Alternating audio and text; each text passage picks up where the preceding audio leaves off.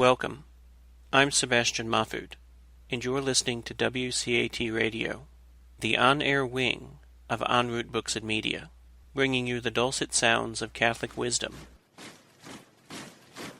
So last Sunday we began by reading about the spiritual gifts in 1 Corinthians, the 12th chapter. Today the Apostle Paul brings all of those spiritual gifts, if you will, to his climax. And he says that of all of the gifts every single Christian believer has, the greatest gifts we need to pursue, aspire, and pray for is the gift of love. So, since we live in a culture that uses the word love so often and misuses the word love so often, what does it mean to love? If you recall, at our baptism, every single baptized Christian is given three gifts: faith, hope, and love. So we all have that gift already, though in a seed form. So if you look at the scriptures, there are various ways in which that gift is being approached. In the second book of Samuel, the 11th chapter, one of the ways which the scripture expresses love, which is oftentimes the primary way we feel, is that love oftentimes begins by attraction, feeling. It's always the primary, because that's natural. A baby is born, love the occurrence. It's just natural. But in the story of second book of Samuel, chapter 11, it is the story of David. Because, to put it in modern terms, David was watching the Discovery Channel, and suddenly, just scrolling through, he saw something, placed an order, and got it. He was attracted. It's natural to have that attraction, because it is part of our human nature. But that's not the kind of love the Apostle Paul speaks about.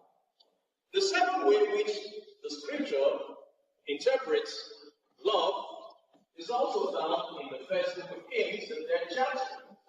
In that section, it is the story of King Solomon. So King Solomon has just had a dream whereby he asked the Lord, give me the gifts of understanding, a discerning heart to be able to make right decisions. And suddenly he's presented with this dilemma. Two women show up in the palace with one baby, both claiming that the baby is theirs. In order to solve the problem, what does King Solomon do? He said, bring the machete and I will split this baby into two. Give one lady one, give the other half. Obviously, the true mother stands out and says, please do not kill the baby. Give it to the other lady. But the one who was not the true mother said to the king, split the child. And so the truth became obvious. Because the love which relates us with either a spouse, a friend, a parent, a child, very natural, but very connected. It connects us in such a way that if we see someone whom we love in danger, either we become angry, we become sad, or we become sorry. And so, that is just natural for that love. So the Apostle Paul, in speaking about love, gives us the third way in which we ought to look at love. Listen to what he says. He says, love is patient, love is kind. Now, I'm going to give you a checklist to ask yourself whether you have that love.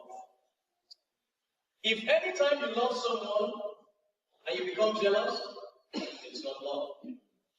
Anytime you love someone and you become pompous, it's not love.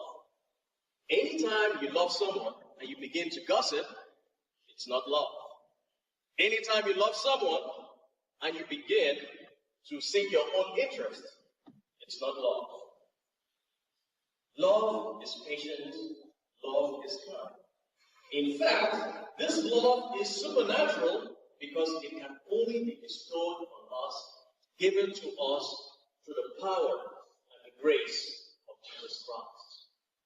And so in John's Gospel, the 3rd chapter, the 16th verse, it says, God so loved the world that he gave the greatest gift of all, his only Son.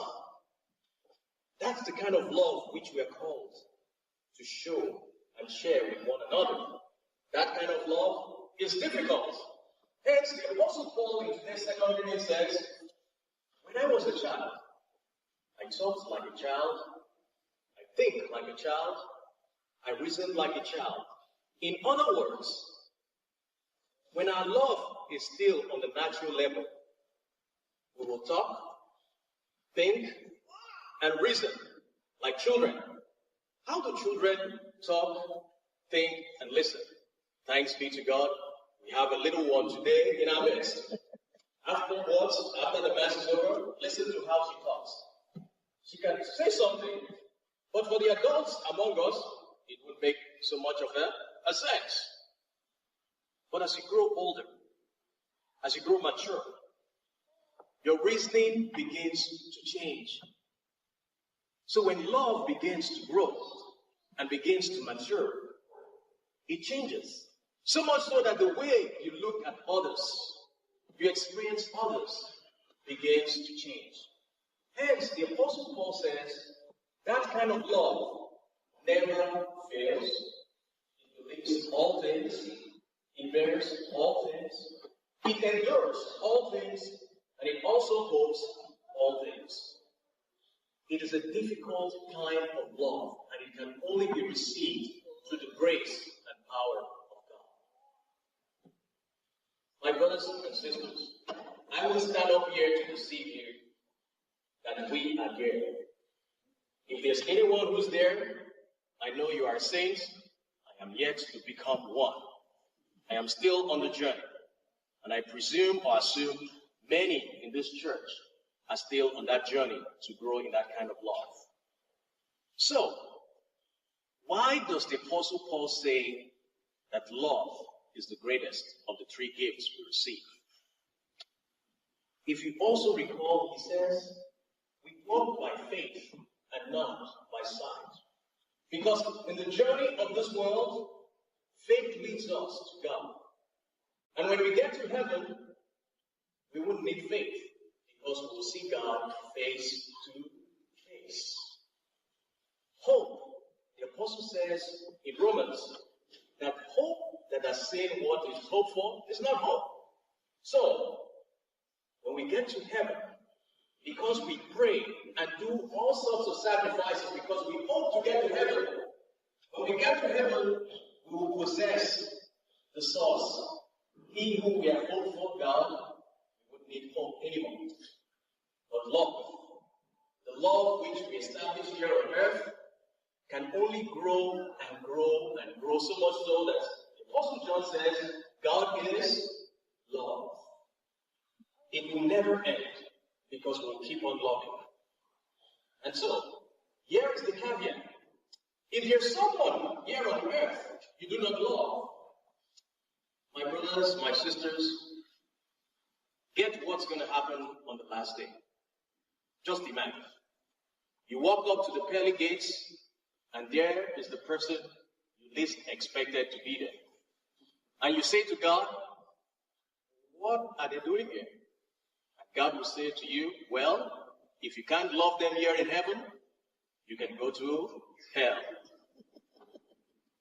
So, love is very challenging, very difficult, but it is very possible because God will never give you a gift He knows you can't use. The difficulty is this, that kind of love, while it is unconditional, it makes us very, very, very vulnerable. Because in the natural setting, when you love someone, you expect them to do what? Love you back. That's very natural. But you know, Jesus Christ loves us throughout our lives. And sometimes we don't love him back. That's the gift he offers to us. And so today I want to invite you, just like I invite myself, faith, hope, and love exists, all before us. While the greatest is love, it is possible to show and share that kind of love with one another. But the power and that grace can only come from Jesus Christ.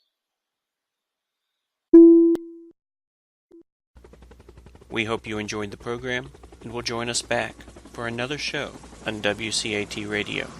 This is Sebastian Mahfood. Good day.